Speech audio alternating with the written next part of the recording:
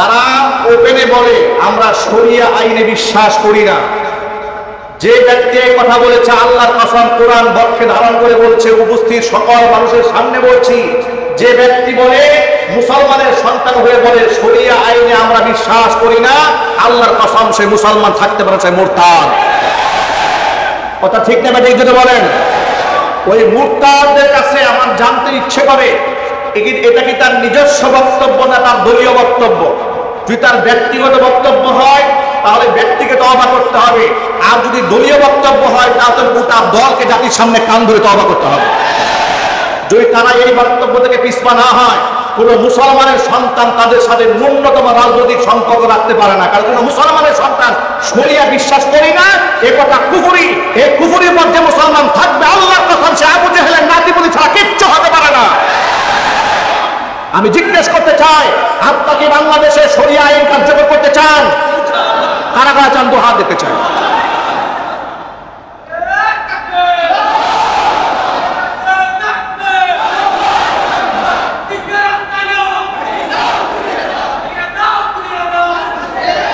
ونتوكل عليه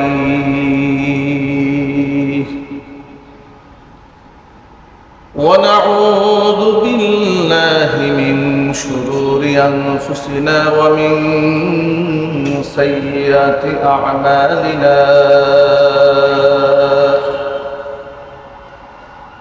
من يهده الله فلا مضل له ومن يضلله فلا هادي له ونشهد أن لا إله إلا الله وحده لا شريك له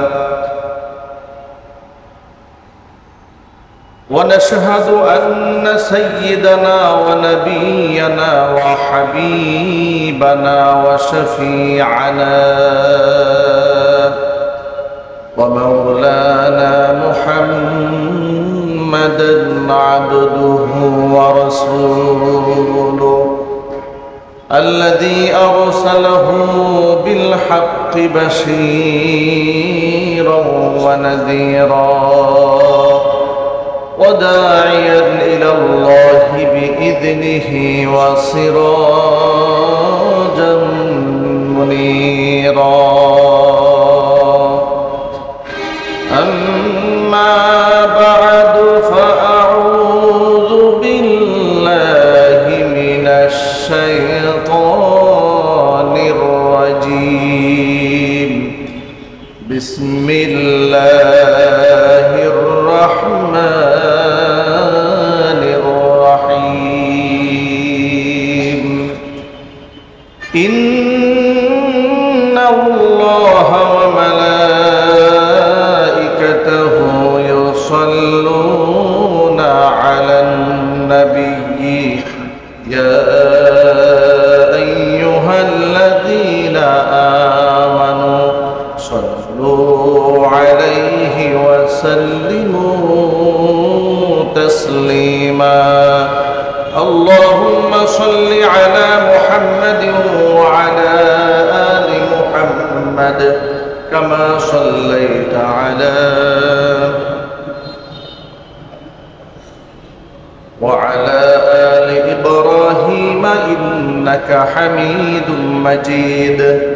اللهم بارك على محمد وعلى آل محمد كما باركت على إبراهيم وعلى آل إبراهيم إنك حميد مجيد.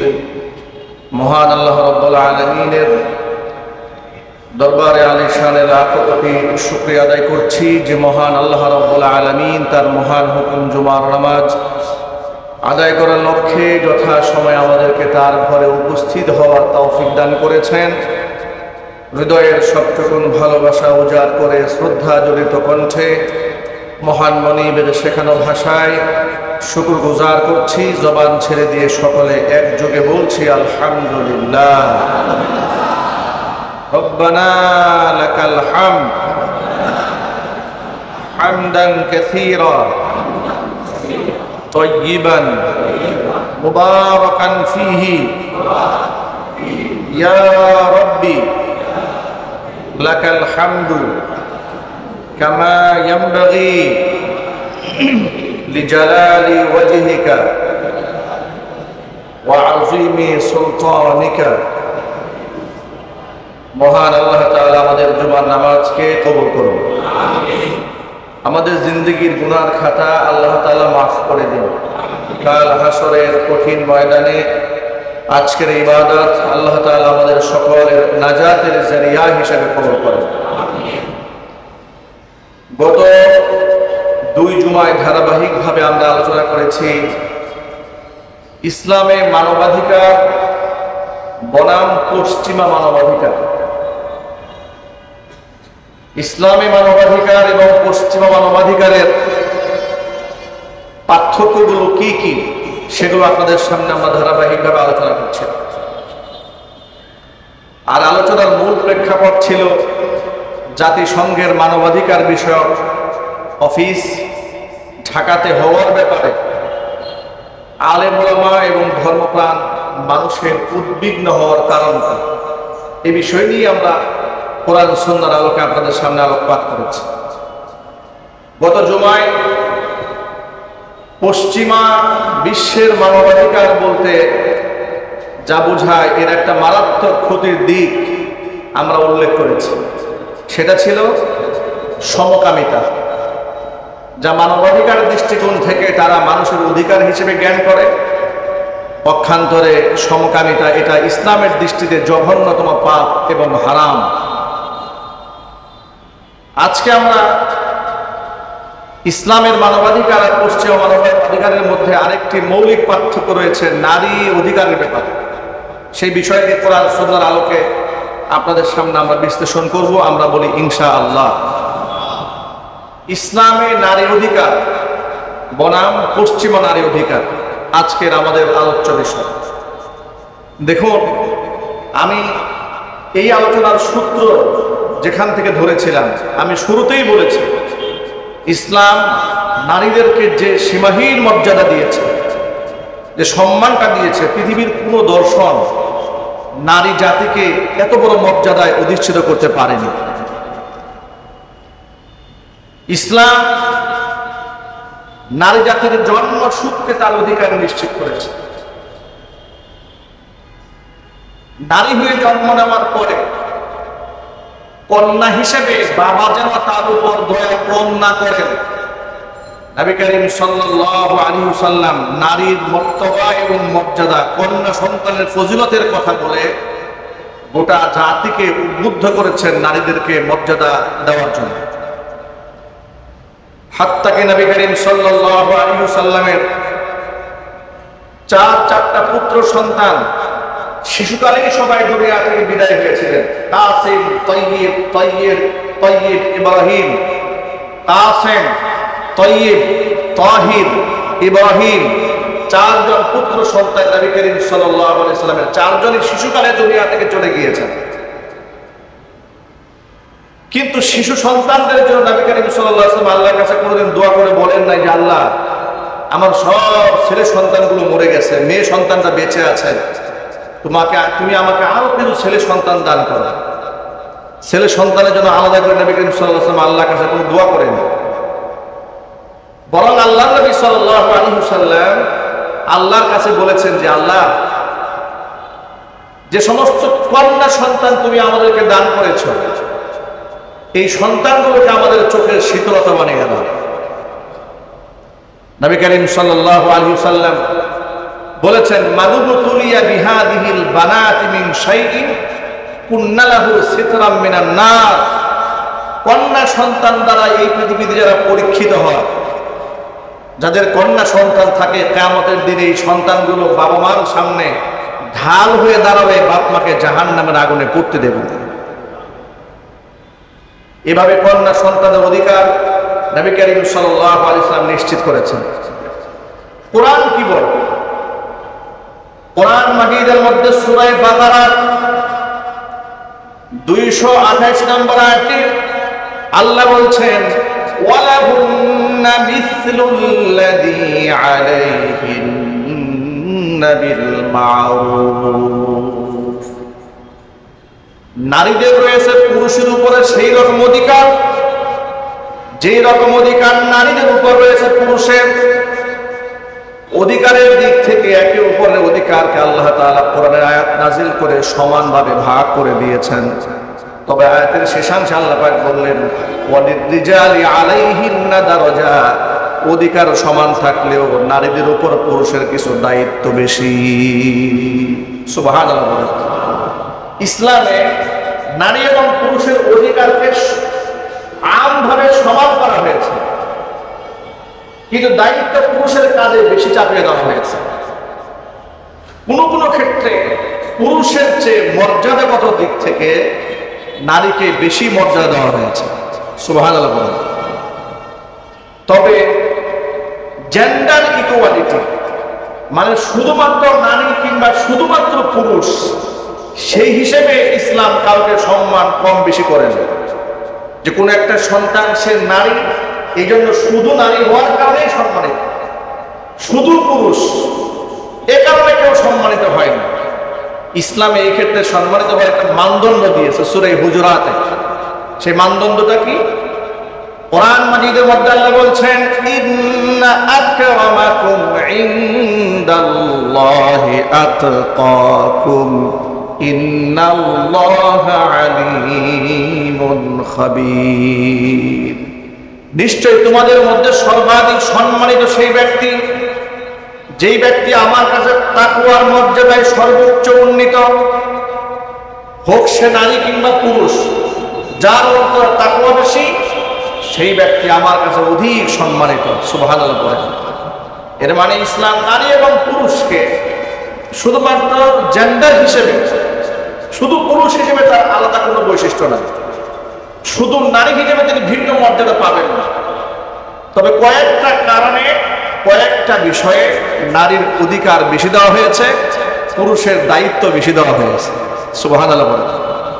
অধিকার বেশি কার? নারীর, কিন্তু দায়িত্ব বেশি কার? পুরুষের। বোঝানোর জন্য বলি, এমন এমন কিছু দায়িত্ব আছে যে দায়িত্বগুলো আমার মায়েরা বোনেরা এককভাবে পালন করেন, সেখানে পুরুষের দায়িত্ব থাকে না। যেমন সন্তান গর্ভে ধারণ করা যে দায়িত্বটা, এই দায়িত্বের ক্ষেত্রে কি পুরুষরা কি একটুখানি ভাগ নেওয়ার কি কোনো সুযোগ আছে? সবাই একটু আওয়াজ দিয়ে বলে। যেহেতু মা সন্তানকে গর্ভে ধারণ করে, আর গর্ভ ধারণ করা কি সহজ কাজ না কঠিন কাজ? শুধু কঠিন না, অনেক কঠিন। আল্লাহ তাআলা নিজে কোরআন মাজিদে বলছেন وَوَصَّيْنَا الْإِنسَانَ بِوَالِدَيْهِ إِحْسَانًا حَمَلَتْهُ أُمُّهُ كُرْهًا وَوَضَعَتْهُ كُرْهًا। আল্লাহ তাআলা বলেছেন নারী পুরুষের উপরে সমস্ত মানুষের জন্য আমি আল্লাহ তাআলা তার পিতা মাতার সাথে সদ্ব্যবহার করা ফরজ করে দিয়েছে। যদি বলেন সুবহানাল্লাহ। এখানে নারীর জন্য আলাদা একটা বৈশিষ্ট্য আল্লাহ পাক কোরআনে উল্লেখ করে, হামালাতুহু উম্মুহু কুরহান, মা তাকে গর্ভে ধারণ করেছে কুরহান মানে কষ্ট করে, ওয়াদাআতহু কুরহান তাকে গর্ভপাত করেছে সীমাহীন কষ্ট করে। ওয়া হামলুহু ওয়া ফিসালুহু, আল্লাহ সুবহানাহু ওয়া তাআলা কোরআন মাজিদের মধ্যে দুটা স্পেশাল কারণ উল্লেখ করলেন। এক হচ্ছে তাকে গর্ভে ধারণ করেছে কষ্ট করে, আবার গর্ভ থেকে গর্ভপাত করেছে সীমাহীন কষ্ট করে।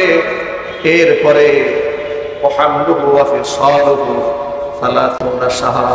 আল্লাহ সুবহানাহু ওয়া তাআলা বলেছেন তাকে গর্ভে ধারণ করার এবং তাকে গর্ভপাত করার পরে টানা 2টা বছর দুগ্ধ পান করিয়েছে। এই তিনটা কষ্ট মা একা করেছে, যেখানে পুরুষের কোনো হাত নাই। এই 3টা কষ্ট মা অতিরিক্ত করার কারণে মায়ের মর্যাদা ইসলামে অধিকার এই ক্ষেত্রে আল্লাহ নবী সাল্লাল্লাহু আলাইহি ওয়াসাল্লাম 3 গুণ বাড়িয়ে দিয়েছেন। এটা জোরে বলতে হবে সুবহানাল্লাহ। সাহাবায়ে কেরাম প্রশ্ন করলেন কিলা মান আবাদু ইয়া রাসূলুল্লাহ। প্রশ্ন, মান আবাদু ইয়া রাসূলুল্লাহ, পৃথিবীতে আমি মানুষ হিসেবে সমস্ত মানুষের সাথে আমার মুআমালাতের কিছু হক আছে। ভালো ব্যবহার করা, উত্তম আচরণ করা, অধিকার আদায় করা, হুসনে খুলুক, হুসনে মুআমালাত মুআশারাত করা। পৃথিবীতে যত শ্রেণীর মানুষ আছে, যত প্রকারের আত্মীয়তার সম্পর্ক আছে, বন্ধুত্বের সম্পর্ক আছে, সেখানে মা আছে, বাবা আছে, সন্তান আছে, আত্মীয় স্বজন আছে, প্রতিবেশী আছে, রক্তের আত্মীয় আছে, দুঃসম্পর্কে আত্মীয় আছে, কলিগ আছে।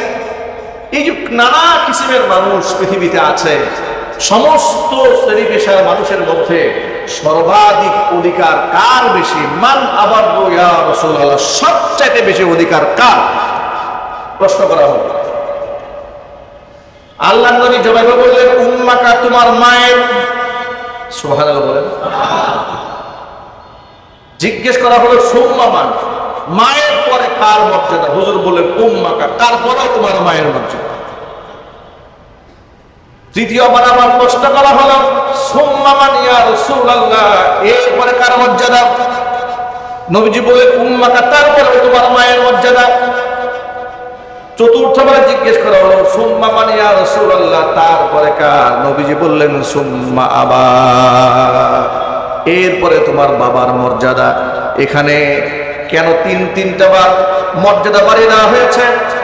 গর্ভে ধারণ করার কষ্ট, গর্ভপাত করার কষ্ট, দুইটা বছর স্তন্য দান করে মা যে সীমাহীন কষ্ট করলেন সন্তানের পেছনে, এই কষ্টের পেছনে বাবার কোনো ভূমিকা না থাকার কারণে এই কষ্টের দরুন মায়ের মর্যাদা, নারীর মর্যাদা ইসলাম 3 গুণ বাড়িয়ে দিয়েছে। কিন্তু শুধু জেন্ডার হিসেবে মর্যাদা ভিন্ন করা হয় না, তার ত্যাগের কারণে, তার কোরবানির কারণে সেখানে 3 গুণ মর্যাদা বাড়িয়ে দেওয়া হয়েছে। সুবহানাল্লাহ বলেন।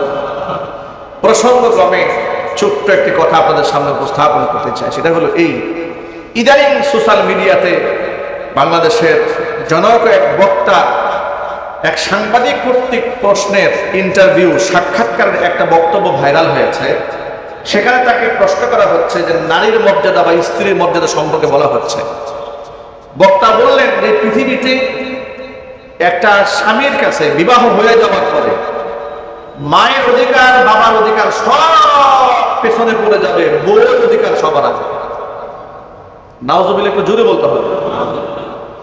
নিঃসন্দেহে স্ত্রীর অধিকার ইসলাম দিয়েছে, সন্তানের অধিকার ইসলাম দিয়েছে, কিন্তু বাবার অধিকার পেছনে, মায়ের অধিকারের পেছনে, আত্মীয় স্বজনের অধিকার পেছনে, পাড়া প্রতিবেশী বন্ধু বান্ধব সবার অধিকার পেছনে বউয়ের হক সবার আগে, এই কথাটি একটা জাহিলি বক্তব্য ছাড়া কিছুই হতে পারে না। এই বক্তব্যগুলো যে সমস্ত বক্তারা দেন, এরা কোরআন পড়ে না, এরা হাদিস পড়ে না, এরা মহিলাদের দৃষ্টি আকর্ষণ করার জন্য, তাদের কাছে জনপ্রিয় হওয়ার জন্য নারীদের পক্ষে মন গড়া কথা বলেন তাদের অধিকারের নামে। যেভাবে পশ্চিমারা মন গড়া অধিকার দিয়ে নারীদেরকে ল্যাংটা বানিয়ে ছেড়ে দিয়েছে, সমাজের এই সমস্ত জাহেল বক্তারা মন গড়া কথা বলে ইসলামের 12টা বাজিয়ে ছেড়ে দিয়েছে। তারা বলছে বউর অধিকার সবার আগে, মা বাবার অধিকার সবার পেছনে। নাউযুবিল্লাহ মিন যালিক। এই কথাটি সরাসরি কোরআনের আয়াতের বিরুদ্ধাচরণ করে। কথা বলতে হবে, ঠিক কিনা বলেন? আচ্ছা, আপনারা বলেন, আল্লাহর পরে, আল্লাহ রাসূলের পরে, কোরআন সুন্নাহর পরে এই পৃথিবীতে আল্লাহর পরে সবার অধিকার, সবচেয়ে বেশি অধিকার কার? যদি বলুন, বাবার অধিকার। সুবহানাল্লাহ বলবেন না? এই কোরআনে 4টা আয়াতের মধ্যে সরাসরি আল্লাহ নিজের হকের আদায়ের পরেই বাপ্পার কথা বলেছেন। একটা আয়াতের মধ্যে আল্লাহ বলছেন, সূরা নিসায় আল্লাহ বলছে, ওয়া'বুদুল্লাহা ওয়া লা তুশরিকু বিহি শাইআ ওয়া বিল ওয়ালিদাইনি ইহসানা। আমি আল্লাহর ইবাদত করো, আমার সাথে কাউকে শরীক করো না। এই কথা বলার পরে আল্লাহ বললেন, ওয়া বিল ওয়ালিদাইনি ইহসানা, বাবা মার হক আদায় করো। সুবহানাল্লাহ বলেন। কোরআন মাজিদে অন্য একটা আয়াতে সূরা বানী ইসরাঈল আল্লাহ বলছেন, وَقَضَى رَبُّكَ أَلَّا تَعْبُدُوا إِلَّا إِيَّاهُ وَبِالْوَالِدَيْنِ إِحْسَانًا। তোমার রবের হুকুম, আমি আল্লাহর হুকুম, তোমার রবের ইবাদত করবে, এরপরে তোমরা তোমাদের বাবা মার হক আদায় করবে। এই আয়াতের মধ্যে আল্লাহ তাআলা নিজের পর করে বাপ মার কথা উল্লেখ করেছে। সুবহানাল্লাহ বলবেন। সূরা লুকমানের মধ্যে আল্লাহ তাআলা হযরত লুকমান আলাইহিস সালাতু ওয়াস সালামের বক্তব্য নকল করে বলছে, হযরত লুকমান তার সন্তানকে বলেছিলেন, ইয়া বুনাইয়া লা তুশরিক বিল্লাহ ইন্নাশ শিরকা লাযুলমুন আযীম। হে ছেলে, লা তুশরিক বিল্লাহ ইন্নাশ শিরকা লাযুলমুন আযীম, আল্লাহর সাথে শরীক স্থাপন করো না, কারণ শিরিক হচ্ছে আল্লাহ পাকের উপর সবচেয়ে বড় জুলুম। ইন্নাশ শিরকা লাযুলমুন আযীম, এটা বড় মারাত্মক জুলুম। আয়াতের ধারাবাহিকভাবে লুকমান হাকিমের এই বক্তব্য আল্লাহ তাআলা আলোচনা করছেন, তিনি তার সন্তানকে কি কি উপদেশ দিয়েছেন। ঠিক এই মাঝখানে আল্লাহ সুবহানাহু ওয়া তাআলা লুকমান হাকিমের বক্তব্য মাঝখানে স্টপ করে দিয়ে মাঝখানে বাবা মার হকের কথা উল্লেখ করেছেন। আল্লাহু আকবার বলেন। আল্লাহ বললেন, ওয়াসাইনাল ইনসানা বিওয়ালিদাইহি হামালাতুহু উম্মুহু ওয়াহনান আলা ওয়াহনিন ওয়াফিসালুহু ফি আমাইনি আনিশকুর লি ওয়া লিওয়ালিদাইকা ইলাইয়াল মাসীর।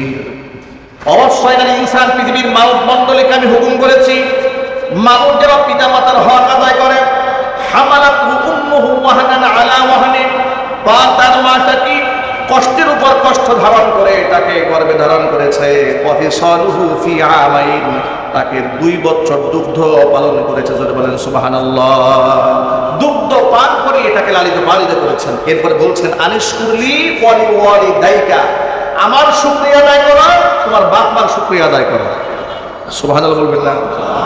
কোরআন মাজিদের যে কয়টা আয়াতে কারিমা আপনাদের সামনে পাঠ করলাম, প্রত্যেকটা আয়াত আল্লাহ বলেন প্রথম নিজের কথা, আমার হক আদায় করো। নিজের হকের আদায় করার পরেই বললেন বাবা মার খেদমত করো, বাবা মার আনুগত্য করো, আমার আনুগত্য করো, আমার শুকরিয়া আদায় করো। ওয়ালিদাইকা, শুধু আমার কৃতজ্ঞতা আদায় করলে হবে না, আমার পরে বাবা মার কৃতজ্ঞতা আদায় করো। চিৎকার দিয়ে বলেন সুবহানাল্লাহ। এখন আপনারা বলুন, কোরআন মাজিদের বক্তব্য অনুযায়ী কি প্রমাণ হলো? আল্লাহর পরে এই পৃথিবীতে সন্তানের জন্য সবচেয়ে বড় অধিকার কার? আরো জোরে বলতে হবে, আরো জোরে বলুন। বাবা মার অধিকার সবার উপরে।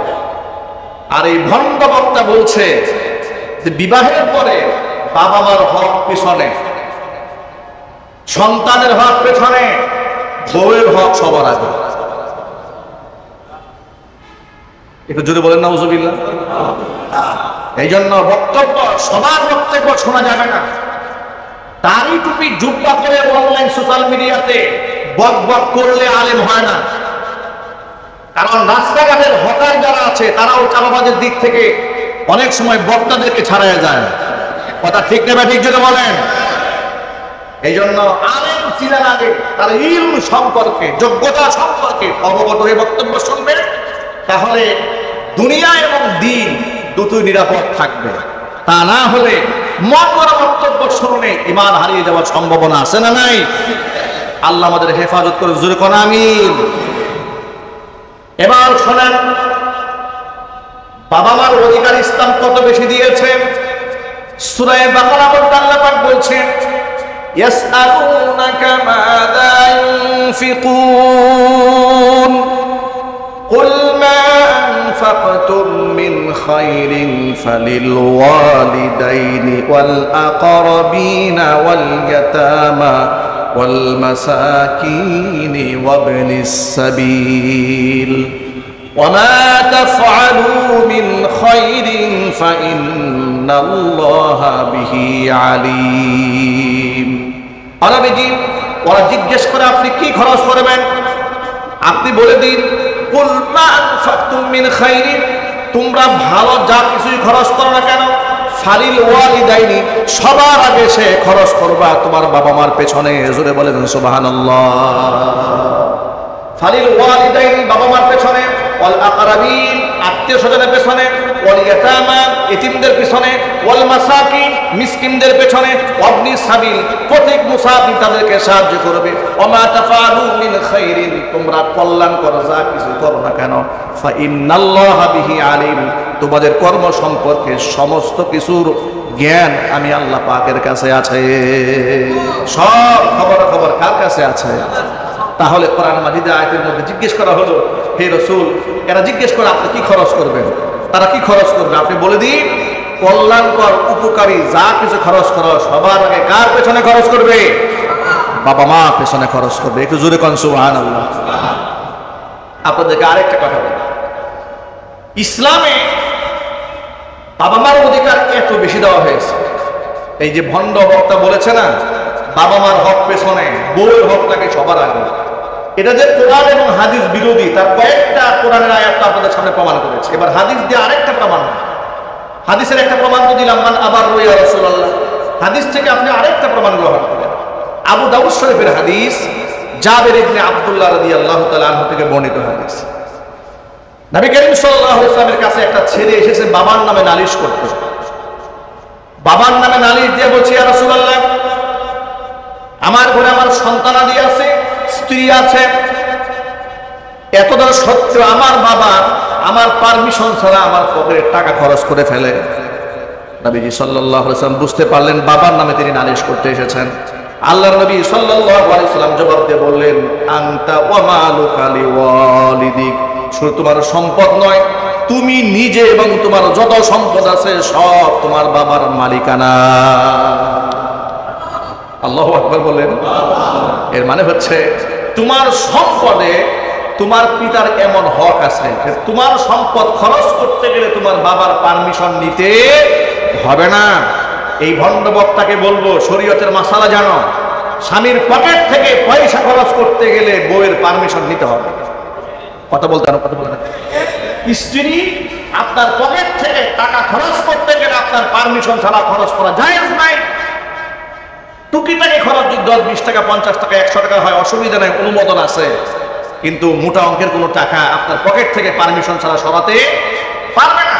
কিন্তু বাবা মা সন্তানের সম্পদে এমন হক আছে, মোটা অঙ্কের টাকাও যদি খরচ করে সে অধিকার ইসলাম বাপ মাকে দান করেছে। চিল্লা করে আল্লাহু আকবার। হাদিস বলে বাবা মার এত অধিকার ইসলামে দেওয়া হয়েছে, এত বেশি অধিকার দেওয়া হয়েছে ইসলাম। এবার আপনাদেরকে আরেকটা কথা বলি, স্ত্রীর কথা অনুযায়ী বাবা মার সাথে সম্পর্ক ছিন্ন করার কোনো অধিকার আছে? আরো জোরে বলুন।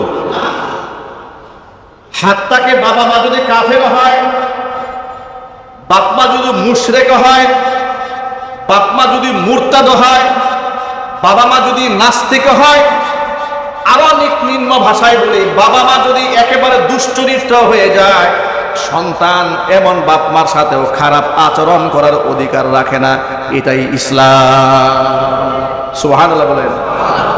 অধিকার বাপ মার সাথে ছিন্ন করা যাবে না, কিন্তু স্ত্রী যদি দুশ্চরিত্র হয়, ইসলাম বলেছে ঘাট ধাক্কা দিয়ে বাড়ি করে দেয়। ঠিক কিনা বলেন? বাবা মার কথায় স্ত্রীকে তালাক দেওয়া জায়েজ আছে, কিন্তু স্ত্রীর কথায় বাবা মার সম্পর্ক ছিন্ন করা জায়েজ নাই। নিশ্চয়ই আপনাদের ঘটনা মনে আছে, ইব্রাহিম আলাইহিস সালাতু ওয়াস সালাম কি বলেছিলেন? ঘরের চৌকাঠটা পরিবর্তন করে ফেলো। এই ইতিহাস আপনাদের সকলের মুখস্থ আছে। এবার তিনি বুঝতে পারলেন চৌকাঠ বলতে কি বুঝিয়েছেন, তার স্ত্রীকে তিনি তালাক দিয়ে দিয়েছিলেন। তাহলে ইসলামের ইতিহাস, কোরআন কারীমের আয়াত, অসংখ্য হাদিস দ্বারা প্রমাণ হয় বাবা মার অধিকার ইসলামে সবার উপরে। কিসের বউর অধিকার? বউর অধিকার তো আছে আপন আপন জায়গায়, ঠিক আছে, কিন্তু সেটা বাপ মার উপরে নয়। কথা ঠিক নেবে ঠিক? তাহলে এই যে ভণ্ড বক্তাকে বলে বেড়াচ্ছে বউর অধিকার সবার আগে, এই সমস্ত বক্তাদের লাগাম টেনে ধরা দরকার আছে না নাই? এরা বক্তা না, এগুলো জাহেল। এগুলা কি জোরে বলেন? এগুলো জাহেল, মূর্খ। এদের কাছ থেকে ইলম গ্রহণ করা অনিরাপদ। আল্লাহ তাআলা যেন আমাদেরকে হেফাজত করে, জোরে করা আমিন। আপনাদেরকে কথাগুলো প্রসঙ্গক্রমে বলেছি, কিন্তু আমার মূল বক্তব্য এটা না। মূল বক্তব্য কি? মূল বক্তব্য হলো জেন্ডার ইকুয়ালিটি। শুধুমাত্র লিঙ্গ হিসেবে, লিঙ্গ ভেদাভেদে নারী পুরুষের কোনো মর্যাদা নেই। আমল দিয়ে, তাকওয়া দিয়ে আল্লাহর কাছে মর্যাদাবান হতে হয়। এটার নাম ইসলাম। এটার নাম কি? ইসলাম। একটু যদি বলেন সুবহানাল্লাহ। নারীদের অধিকার ইসলামে এত বেশি দেওয়া হয়েছে। এক হচ্ছে কন্যা হিসেবে তার অধিকার। দ্বিতীয় নাম্বার, কন্যা যখন স্ত্রী হয়ে যাবে, স্ত্রী হয়ে যাওয়ার সময়ের মানে আপনি যখন মেয়েটাকে বিবাহ দেবেন, বিবাহ দেওয়ার ক্ষেত্রে তার মতামতটা ইসলাম এত বেশি মূল্যায়ন করেছে। নারী যদি বলে হ্যাঁ তাহলে অনুমতি আছে, নারী যদি বলে না, জোর করে মেয়েকে বিবাহ দেওয়া জায়েজ নাই। যেখানে ছেলে মেয়ে আর সম্পন্ন করতে গেলে ইজির সবার আগে মেয়ের পক্ষ থেকে আনা হয় না ছেলের পক্ষ থেকে। কথা বুঝেন নাই মনে হয়? আপনার কি বিবাহ শাদী করেন নাই নাকি? হ্যাঁ, আপনারা বলুন না, মেয়ের পক্ষ থেকে না ছেলের পক্ষ থেকে? মেয়ের পক্ষ থেকে আনা হয়, মানে তার পারমিশন সবার আগে। সুবহানাল্লাহ বলবেন না? খুতবা করার আগে, বিবাহের কার্যক্রম সম্পন্ন করার আগে মেয়ের কাছ থেকে জিজ্ঞেস করতে হয়, এত টাকা দেনমোহর ধার্য করিয়া, এত টাকা উসুল করে অমুকের ছেলে অমুকের পক্ষ থেকে বিবাহের প্রস্তাব দেওয়া হয়েছে, তুমি রাজি আছো?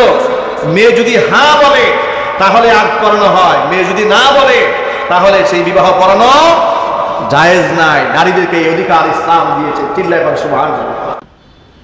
শুধুমাত্র এই ইজিন মতামতের অধিকার দিয়েছে তা নয়, আল্লাহ রাব্বুল আলামিন বলছেন বিবাহ যখন করবে, ওয়াতুন নিসাআ সাদকাতিহিন্না নিহলা, সম্মানের সাথে মর্যাদার সাথে মহারণা প্রদান করে রানীর মর্যাদা দিয়ে ঘরের মধ্যে উঠাই নিয়ে আসবা।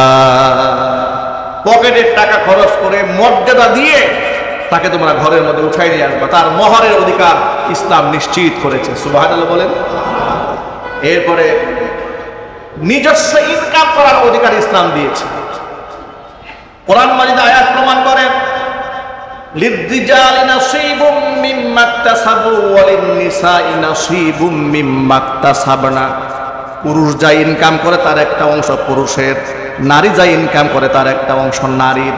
তবে এখানে একটা মজার ব্যাপার হলো, পুরুষ যা ইনকাম করে সেই ইনকামের মধ্যে হক থেকে যায় স্ত্রীর, হক থেকে যায় সন্তানের, হক থেকে যায় বাবা মার, কত মানুষের হক পুরুষের সম্পদে থাকে। কিন্তু মহিলারা ইনকাম করলে মহিলাদের ইনকামে কারো কোনো হক নাই। সুবহানাল্লাহ। নারীকে কত ফ্যাসিলিটিস দেওয়া হয়েছে। নারী যদি মাসে 1 লক্ষ টাকা ইনকাম করে, স্বামী বলতে পারবে না তোমার তো লাখ টাকা ইনকাম, সংসারে সব খরচ তুমি চালাও। ইসলাম বলেছে খবরদার, ওর লক্ষ টাকা ইনকাম থাকলেও সেই টাকা যেভাবে খুশি সে সেভাবে খরচ করবে, তোমার বউয়ের সমস্ত খরচ তুমি বহন করবে। সুবহানাল্লাহ। ইসলাম এভাবে নারীদের যে কত সুযোগ সুবিধা ফ্যাসিলিটিস দান করেছে, মর্যাদা দিয়েছে। তবে এত মর্যাদার ভিতরে দায়িত্বের ক্ষেত্রে কিছু পার্থক্য দেওয়া হয়েছে, পোশাকের ব্যাপারে কিছু স্বাধীনতা দেওয়া হয়েছে। যেমন ইসলাম নারীকে দিয়েছে, নারী যখন ঘর থেকে বের হবে তাকে পর্দার পার্টিশন নিয়ে বের হয়ে আসতে হবে। আচ্ছা, আপনাদেরকে একটু বোঝাবার জন্য বলি, যার মোবাইল যত দামি সেই মোবাইলের কাভারটাও তত কম দামি হয় নাকি? না বেশি দামি হয়? যত দামি মোবাইল তার প্রোটেক্টরটা বেশি মজবুত নিতে হয়, যাতে করে পড়ে গিয়ে ভেঙে না যায়। ইসলাম নারীর মর্যাদা এত বেশি দিয়েছে, তার প্রোটেক্টর, তার পর্দার ব্যবস্থাকেও তত বেশি মজবুত দান করেছে। সুবহানাল্লাহ বলেন। পক্ষান্তরে পশ্চিমারা যে কাজটা করেছে, পশ্চিমারা কি বলে শুনে, নারী অধিকার বলে তারা কি বলে? তারা বলে যেহেতু তাদের জ্ঞানের মানদণ্ড ওহী নয়, জ্ঞানের মানদণ্ড জিবরাইল কর্তৃক নাজিলকৃত সে ওহী নয়, বরং তাদের জ্ঞানের মানদণ্ড হচ্ছে তাদের নিজস্ব এক্সপিরিয়েন্স, বিবেক, বুদ্ধি, নিজেরা অভিজ্ঞতা আমাকে যা পেয়েছে সেটা দিয়ে তারা আইন প্রণয়ন করেছে, মানব রচিত আইন। তারা বলেছে যে জেন্ডার ইকুয়ালিটি বলতে কিছু নাই, নারী এবং পুরুষ অঙ্গ প্রত্যঙ্গের কোনো ভেদাভেদ নাই, যার যেমন খুশি সে সেমন চলবে। একটু নাউজুবিল্লাহ জোরে পড়ে। এটা হচ্ছে পশ্চিমা নারী অধিকার। এর মানে নারী যদি পোশাকে পুরুষের পোশাক পরে অসুবিধা নাই, নারীর পোশাক পুরো তাতেও সমস্যা নাই। নারী যদি উলঙ্গ থাকতে চায় তাকে বাধা দেওয়া যাবে না, কারণ এটা নারীর অধিকার। জোরে জোরে বলেন নাউজুবিল্লাহ। এমনকি নারী যদি ইচ্ছা করে কোনো নারীর বিয়ে করতে চায় তাদের সমস্যা। এই হচ্ছে পশ্চিমা নারী অধিকার। ইসলাম বলে খবরদার, এটা নারী অধিকার নয়, এটা নারীর অধিকার হরণ করা। ঠিক কেন জোরে বলুন। আমরা এই জন্য বলি যে আমরা পশ্চিমা মানবাধিকারও চাই না, আমরা পশ্চিমা নারী অধিকারও চাই না, আমরা পশ্চিমা শ্রমিক অধিকারও চাই না, পশ্চিমা শিশু অধিকারও চাই না, পশ্চিমা নেতৃত্বও চাই না। আমরা কোরআনের নেতৃত্ব চাই। আমরা ইসলামী নারী অধিকার যা দিয়েছে সেটা সমাজে বাস্তবায়ন করতে চাই। ইসলাম দিয়েছে নারীকে পূর্ণাঙ্গ অধিকার, এবং আল্লাহ সুবহানাহু ওয়া তাআলা যে অধিকার দিয়েছে তার মধ্যে পবিত্রতা আছে, তার মধ্যে নোংরামো নাই, বেহায়াপনা নাই, অশ্লীলতা নাই। ওরা নারীদের অধিকারের নামে কি দিয়েছে দেখুন। নারীদের অধিকারের নামে তারা নারীদেরকে রাস্তায় নামিয়েছে, নারীদেরকে বেহায়া বানিয়েছে, বাজারের পণ্য বানিয়েছে। তারা নারীদেরকে ইউজ করে কিন্তু নারীদের অধিকার দেয় না। ইসলাম শুধুমাত্র নারীকে ব্যবহার করার পারমিশন দেয় নাই, ব্যবহার করার আগে মহারণা ধার্য করে তার অধিকার নিশ্চিত করেছে। তার সারা জীবনের সমস্ত দায়ভার স্বামীর উপর শুধু চাপিয়ে দিয়ে ইসলাম তাকে দায়িত্ব শেষ করে দেয় নাই, মরার পরও স্বামীর সম্পত্তির মধ্যে বউয়ের অধিকার ইসলাম নিশ্চিত করে দিয়েছে। আল্লাহু আকবার বলে। পশ্চিমারা বলে যে না, নারী আর পুরুষ সমান সমান কাজ করবে, নারীও টাকা ইনকাম করবে, পুরুষও টাকা ইনকাম করবে, কার উপর কারো কোনো কর্তৃত্ব চলবে না। বিবাহ রাখতে মন চাইলে রাখবে, ভাঙতে মন চাইলে ভাঙবে, ইচ্ছা করলে বিবাহ করে থাকতে পারে। নারী যদি ইচ্ছা করে বিবাহ ছাড়াও কোনো পরপুরুষের সাথে 10টার সাথে রাত কাটাবে, কোনো বাধা নাই। এটার নাম কি নারী অধিকার? কিন্তু এটা হচ্ছে পশ্চিমা নারী অধিকার।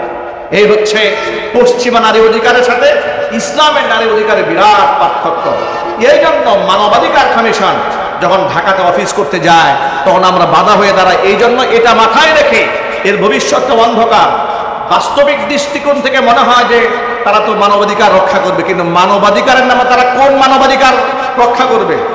তারা যদি আসলে মানবাধিকার রক্ষা করার মিশন যদি এদের কাছে থাকতো, তাহলে ফিলিস্তিনের মাটিতে নিরীহ এতগুলো মানুষের মানবাধিকার তারা কেন এই পর্যন্ত রক্ষা করতে পারে না, যাদের কাছে জবাব দিতে হবে।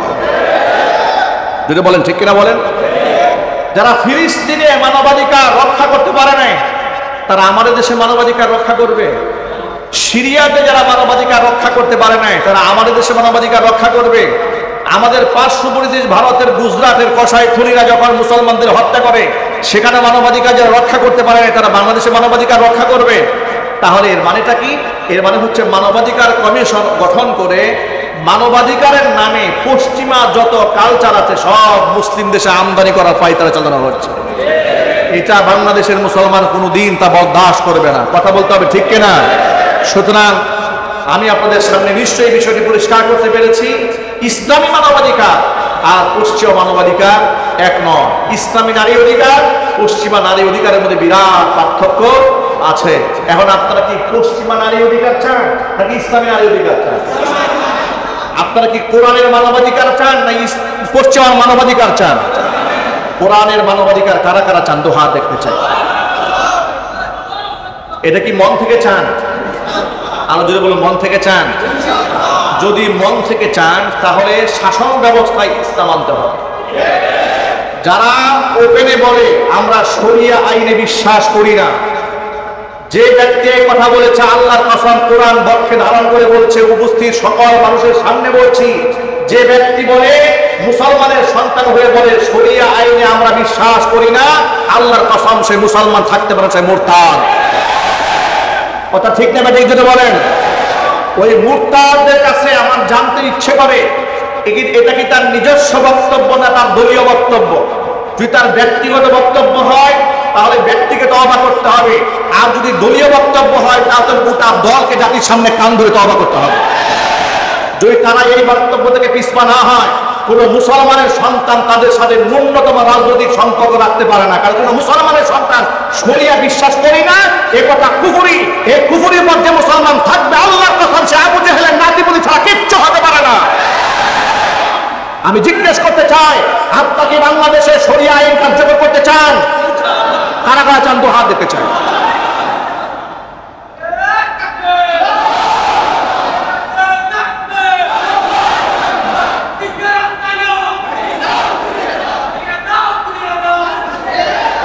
মনে রাখবেন, ওরা শরিয়াকে কেন ভয় পায় আপনাদেরকে বলি। শরিয়াকে আমার তো খুব চিৎকার করে কথা বলতে ইচ্ছে করে। শরিয়াকে ভয় পাবে চোর এবং ডাকাতেরা, কারণ তারা জানে চুরি করলে হাত কাটা যাবে। শরিয়াকে ভয় পাবে, শরিয়া আইনকে ভয় পাবে লম্পট এবং বদমাশেরা, কারণ তারা জানে জেনা ব্যভিচার করলে মৃত্যুদণ্ডের আইন আছে। কিন্তু যারা চোর নয়, যারা ডাকাত নয়, চাঁদাবাজ নয়, খুনি নয়, মাস্টার নয়, লুটেরা নয়, হাইজাকার নয়, লম্পট বদমাশ নয়, তারা তো শরিয়া আইন শুধুমাত্র চাবে না, আন্দোলন করবে, সংগ্রাম করবে বাস্তবায়ন করার জন্য।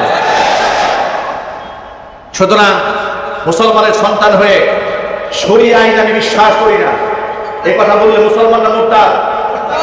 আরো জোরে বলতে হবে, মুসলমানরা কাফের, কাফেরদের সাথে সম্পর্ক রাখা যাবে না। যে ব্যক্তি বলেছে তার তওবা করার দরকার আছে না নাই?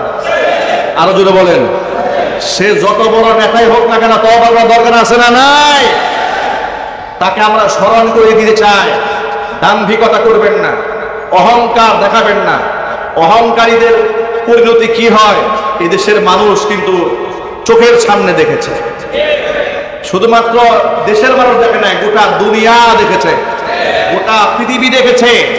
ফেরাউন, কারুন, সাদ্দাত, হামান তাদের ইতিহাস পড়েছে, আর তাদের উত্তরসূরি স্বৈরাচারী হাসিনা এবং তাদের নাতিপুতিদের অবস্থা গোটা জাতি চাক্ষুষ চোখের সামনে দেখেছে।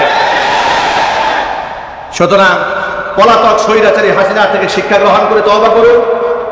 আলেম ওলামাদের সাথে বিশুদ্ধার করবেন না, তাদের বিরুদ্ধে অবস্থান গ্রহণ করবেন না, কোরআন সুন্নাহর বিরুদ্ধে বক্তব্য রাখবেন না। আল্লাহ রাব্বুল আলামিন আমাদেরকে ইসলামিক মানবাধিকার, ইসলামী নারী অধিকার, ইসলামী শাসন ব্যবস্থা, শরিয়া শাসন ব্যবস্থা বাংলাদেশে কায়েম করার সংগ্রামে আমাদের সকলকে অংশগ্রহণ করার তৌফিক দান করুন, আমিন। ওয়া আখিরু দাওয়ানা আলহামদুলিল্লাহি রাব্বিল আলামিন। ক্বাবলা জুমআ 4 রাকাত